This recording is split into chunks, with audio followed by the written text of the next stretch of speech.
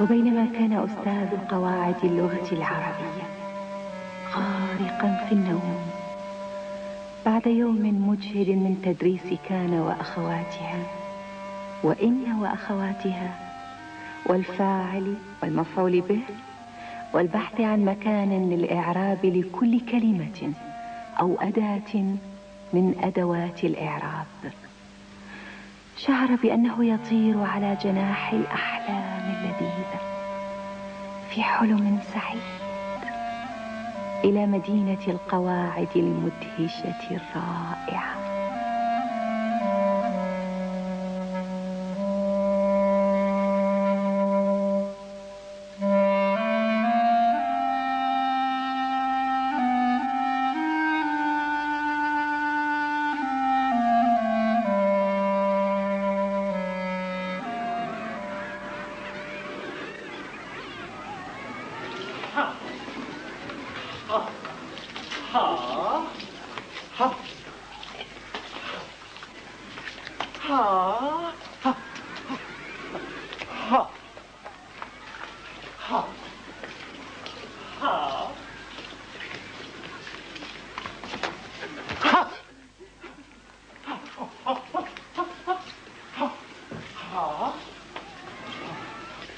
ما أعجب أمر هذا الرجل؟ أهو مسؤول عن طرد الناس من وسط الشارع؟ لا. إذا ما قصته وماذا يعمل؟ أنه مدير أحرف التنبيه. مدير أحرف التنبيه. لم أفهم شيئا. سأستدعيه لك لتتعرف به بنفسك. يا سيد تنبيه، يا أيها التنبيه. سيد تنبيه؟ أتنادينني أنا يا آنسة إعراب؟ نعم أناديك أنت. صديقنا حي بن يقظان يريد أن يتعرف بك. أهلا وسهلا. صديقنا يريد أن يسألك سؤالا. هل صحيح أن اسمك تنبيه؟ حقا، فأنا مدير حروف التنبيه في مدينة القواعد، ولذلك كان اسمي تنبيها. أنا في خدمتك يا ضيفنا. التنبيه يكون هكذا. رحم الله والديك، رحم الله والديك. هل تشرح لي معنى هذه حسن. أحرف التنبيه أحرف تفيد تنبيه السامع إلى ما يلقى إليه من الكلام، وهي 4: ألا، أما، ها، يا. أحسنت يا سيد تنبيه. صديقنا يفضل سماع أمثلة. حسن، كل شيء مرتب عندي. هذه بطاقة حرف التنبيه ألا. اقرأي علينا الأمثلة وأنا أشرحها للأستاذ. ألا إن الظلم مرتعه وخيم. ألا حرف تنبيه واستفتاح. ألا فليهتدي الضالون. ألا حرف تنبيه وطلب.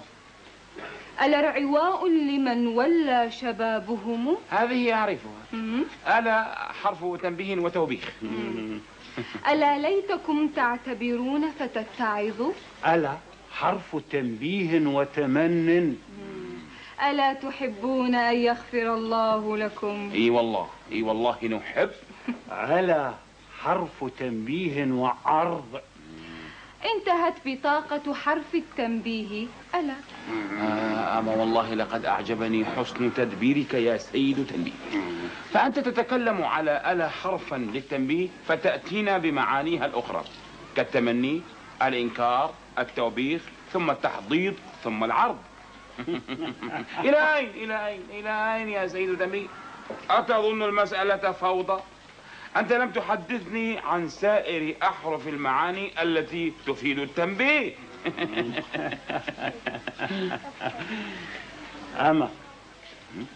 أما حرف تنبيه وتقع في مفتتح الكلام بمنزلة ألا، ويغلب أن يقع بعدها القسم، كقول الشاعر: أبي صخر الهذلي: أما والذي أبكى وأضحك، والذي أمات وأحيا، والذي أمره الأمر. أما رأيت حبيبي بحسنه كالغزال.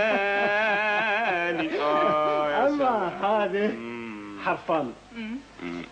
الهمزة همزة استفهام داخلة على ما النافية، إذن هي حرفان وليست حرف التنبيه. أما رأيت حبيبي. لكم علي عهد كلما غنيت هذه الأغنية أن أتذكر أن أما همزة استفهام مع حرف نفي. أترون هذه البطاقة التي في يدي؟ الآنسة إعراب تريد أن تفاجئنا بمفاجأة جديدة. لا، إنها بطاقة حرف التنبيه. ها هو ذا ابن يقظان. ها أنا ذا أجيبه. ها نحن أولئك واقفون في السوق. ها أنا ذي أذوب. واجتنأ من شدة الحر. ماذا؟ سلامتك يا آنسة أعراب، سلامتك. في كل هذه الأمثلة كان حرف التنبيه ها واضحا منفصلا، لكنه قد يكون متصلا بكلمة، فمثلا هذا، هذاك، هكذا. وفي كل هذه الأحوال جميعا نعربه حرف تنبيه؟ نعم، نقول حرف تنبيه بكل وضوح. يا ليت كل أدوات الإعراب بخفة دم أحرف التنبيه هذه. بما افتتحت عبارتك أرجوك؟ قلت يا ليت. يا ليت. يا أيضا حرف تنبيه، لأنه يفيد تنبيه السامع لا النداء. اقرأي علينا أمثلة ليا من فضلك يا آنسة إعراب. يا رب غني بالمال فقير بالمعرفة، يا رحمة الله على الآباء، يا حبذا لو صحت الأحلام. يا حبذا لو أنا أحب. يا حبذا. في كل هذه الأحوال جميعا نعرب يا حرف تنبيه ونستريح. السلام عليكم. لا يا صديقي، يا ليت كل أدوات الإعراب بمثل هذه البساطة. يا ليت. أنهيت سرد معلوماتي عن جماعة أحرف التنبيه، وعلي أن أستمر بتنبيه الأحرف. شكرا. ها ها ها. مسكين يظل ينبه الناس هكذا. ها ها ها.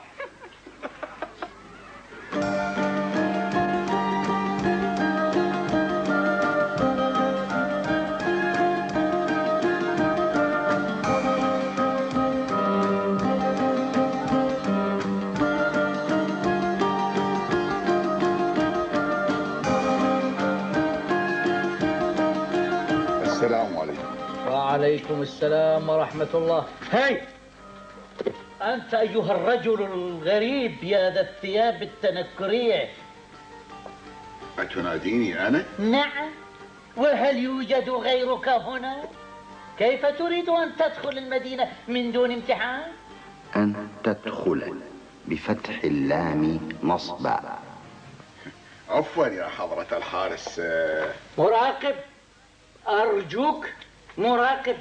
المراقب أعلى من الحارس بمرتبتين.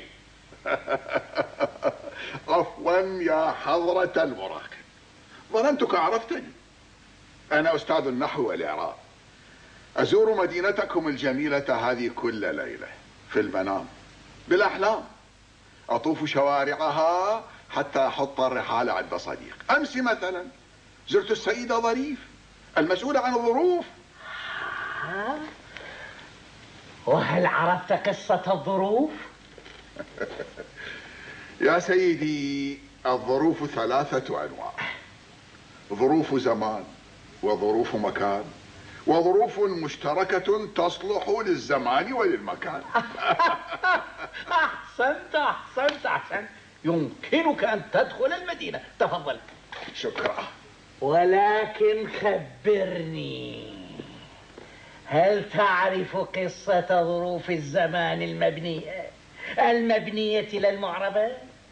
لأن ظروف الزمان المعربة كثيرة جدا، في حين أن ظروف الزمان المبنية محدودة العدد. هل حفظتها؟ يا سيدي، ظروف الزمان المبنية هي إذا، إذ، مذ، منذ، قط، أمس، لما، الآن، أوض، أيان، متى. أحسنت. يمكنك أن تدخل المدينة، تفضل يا أستاذ، تفضل. شكرا. ولكن يا أستاذ، إن الطريق إلى دار الظروف ليست من هنا، بل من هناك. يا أستاذ، وتغضب حين يرفضون ترفيعك إلى رتبة مراقب.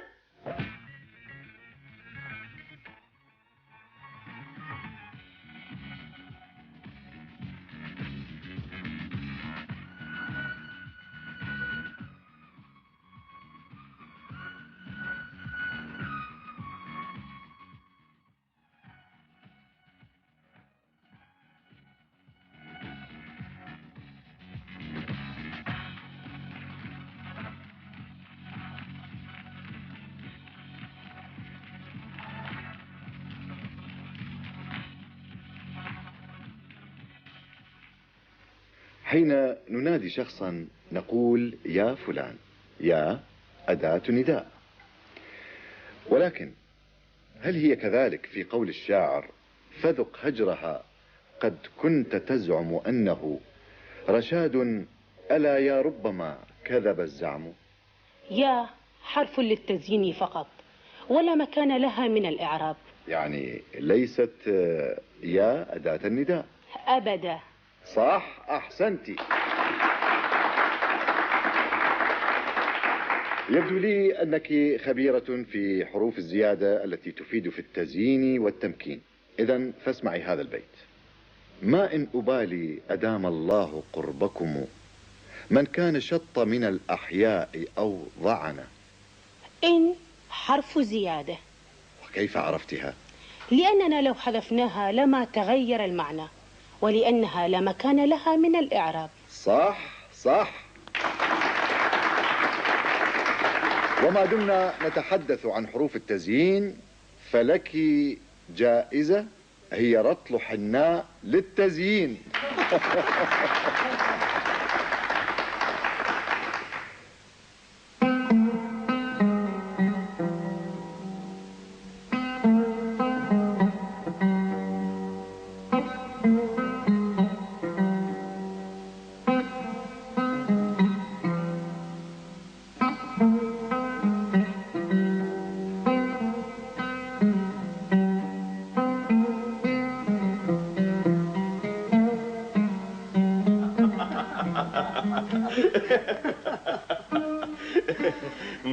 هل نبدأ اللعبة يا أخي مجيب؟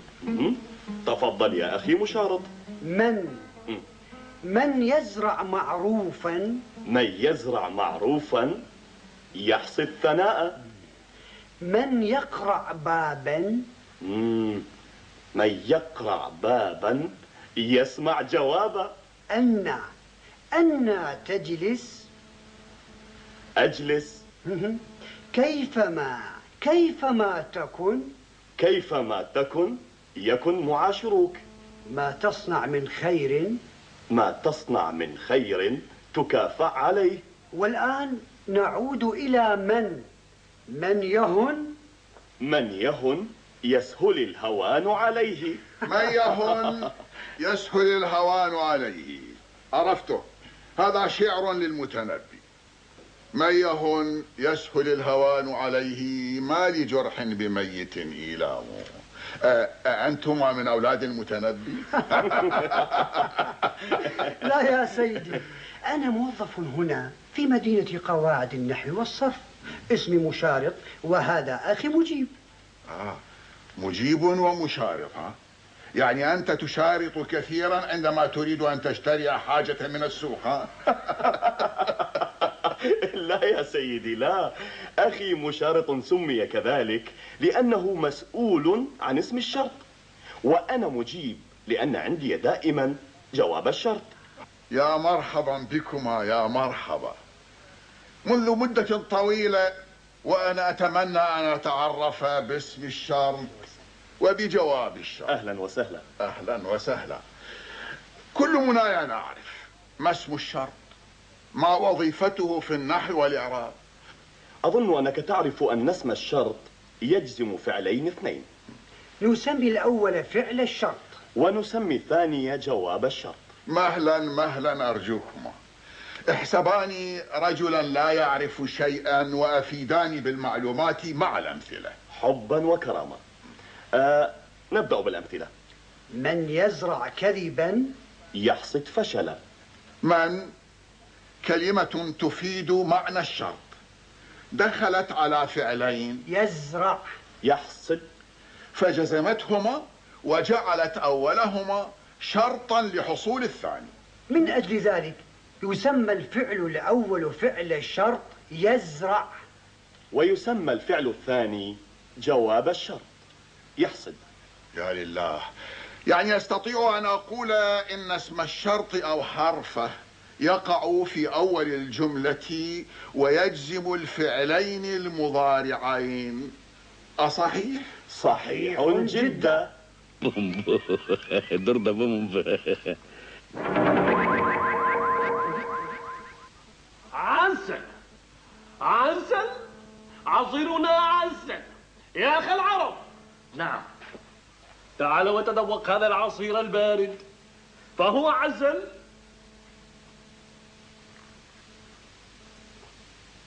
لذيذ حقا حقا،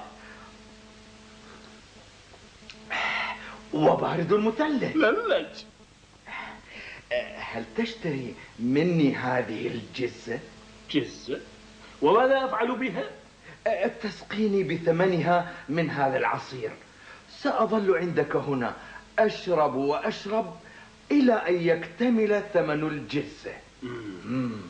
ما رأيك؟ موافق. موافق؟ إيه؟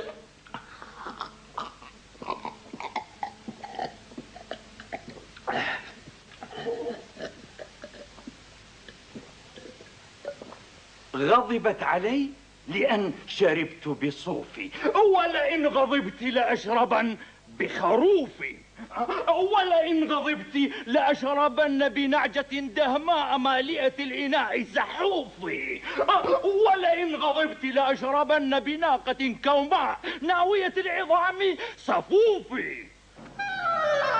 تعال تعال. انتظر يا حضرة المراقب، دعنا نتفاهم أرجوك. لا، يجب أن آخذك إلى دار القضاء، وقاضي النحو هو الذي يحسم في أمرك. لكنني أحسن الله إليك ورفع مرتبتك، لم أخطئ في شيء. هذا كلام تقوله أمام قاضي النحو والإعراب.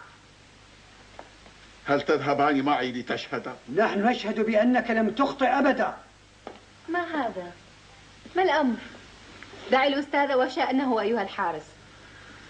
الحمد لله أنك جئت في الوقت المناسب يا آنسة قواعد. أخبروني ما القصة؟ لم يعرف اسم الشرط من جواب الشرط. بل عرفته. هل تقبل الآنسة قواعد حكمة؟ أقبل، فهي أكثرنا خبرة بالقواعد، وإلا فلم سموها قواعد. دعوني أفهم، الخلاف حول ماذا؟ أسمعها البيت من فضلك. متى تأته تعشو إلى ضوء ناره تجد خير نار عندها خير موقد.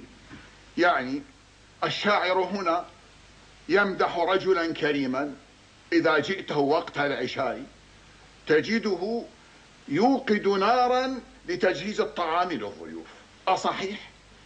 أنا لم أسألك عن معناه، بل سألتك عن اسم الشرط وجواب الشرط وفعل الشرط. متى تأته تعشو إلى ضوء ناره تجد خير نار عندها خير موقد. متى اسم شرط جازم يجزم فعلين مضارعين، أصحيح؟ نعم صحيح. تأته فعل الشرط تجد جواب الشرط، أصحيح؟ صحيح.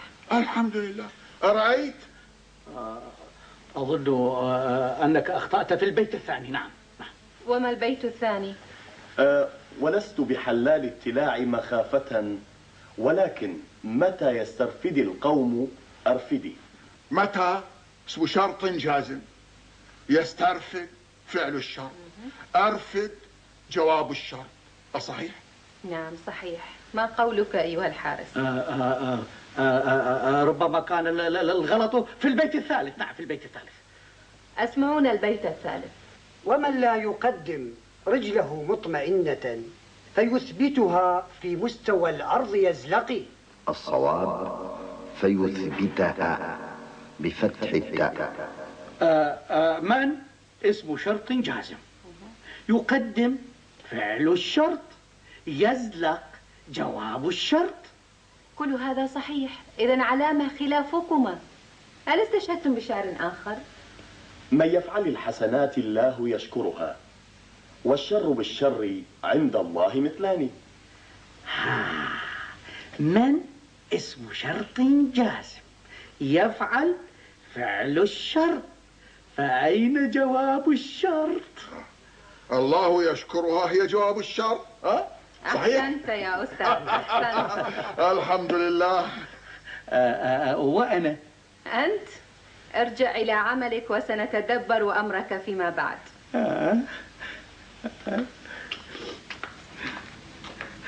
يا لسوء حظي، بدلا من أن أترفع درجة صرت مهددا بالخفض درجة.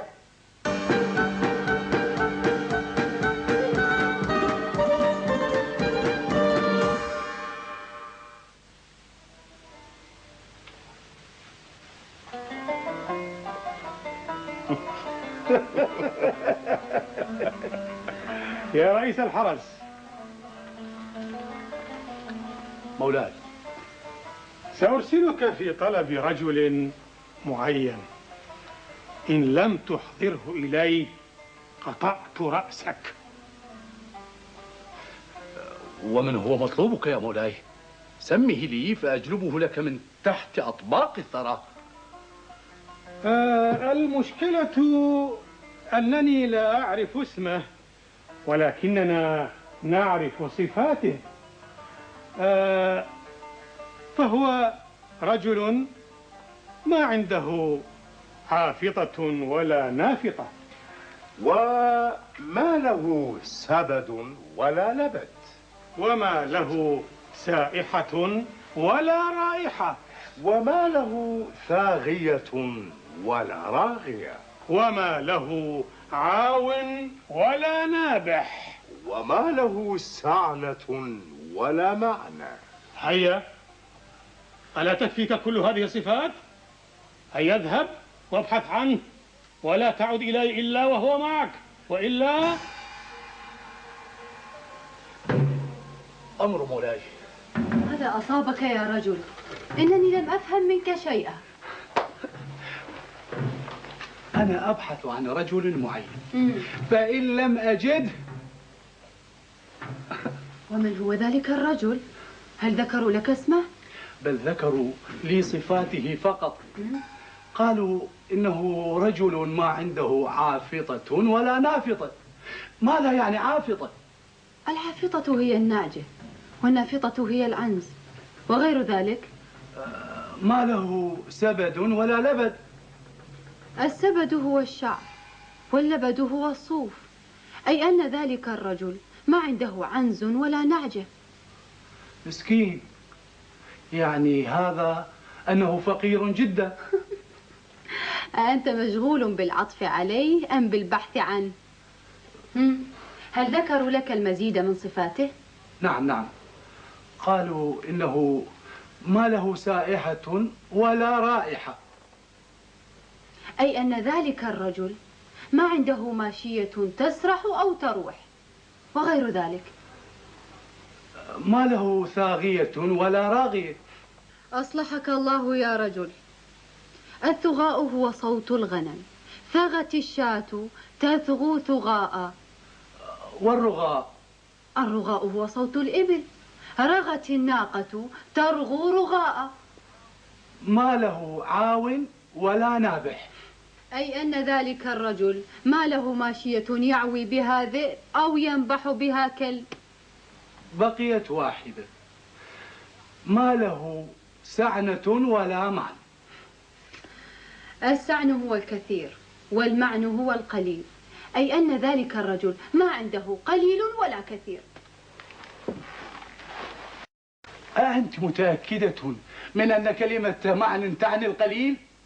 نعم، ومن ذلك قول الشاعر النمر بن تولب: ولا ضيعته فألام فيه فإن ضياع مالك غير معني.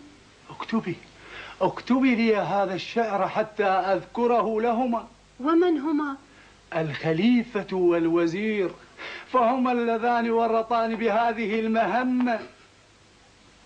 ولم تنتبه إلى أنهما يمازحانك؟ كلا، لقد وجدت ذلك الرجل يا مولاي. ومن هو؟ إنه أنا يا مولاي.